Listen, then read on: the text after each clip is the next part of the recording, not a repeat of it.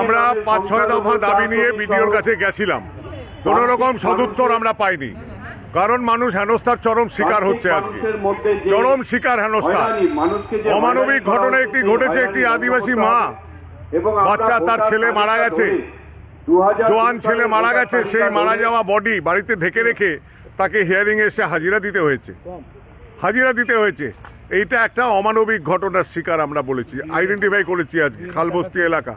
BLO, এখানকার একজন BLO কাঞ্চন সুব্বা, সে হচ্ছে প্যারা টিচার, সে হচ্ছে বিজেপি দলের তাবর নেতা, ক্যান্ডিডেট সেখানকার ছিল। সে হচ্ছে টাকা চাইছে, সংবাদপত্রে বিভিন্ন মিডিয়াতে ভাইরাল হয়েছে ভয়েস।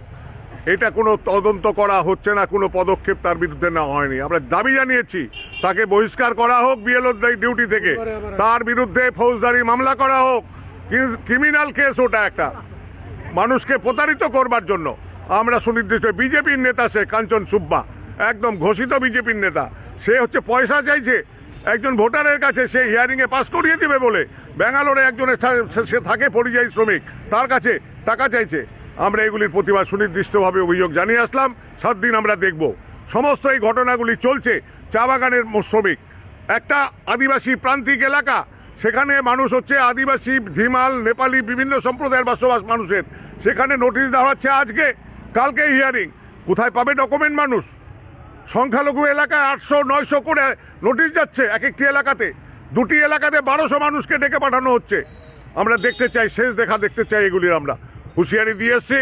একটা মানুষের বৈধভাবে ভোট দেওয়া মানুষের নাম যদি বিগত দিনগুলিতে ভোট দিয়েছে তাদের নাম যদি ভোটার লিস্ট থেকে বাদ যায়, তাহলে পরে আগুন জ্বলবে কার্যত। এই হুঁশিয়ারি আমরা দিয়েছি। মানুষ ছেড়ে কথা বলবে না। গণতান্ত্রিক হরণ করবার অধিকার নির্বাচন কমিশনের নেই, বিজেপি RSS এর নেই, এবং তৃণমূল সরকারেরও নেই।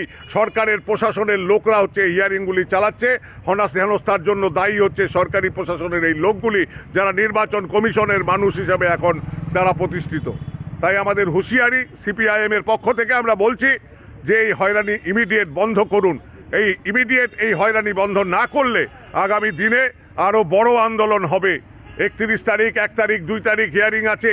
প্রতিদিন 100, 150, 200 মানুষকে বুথে বুথে ধরানো হচ্ছে লিস্ট। কোথায় যাবে মানুষ?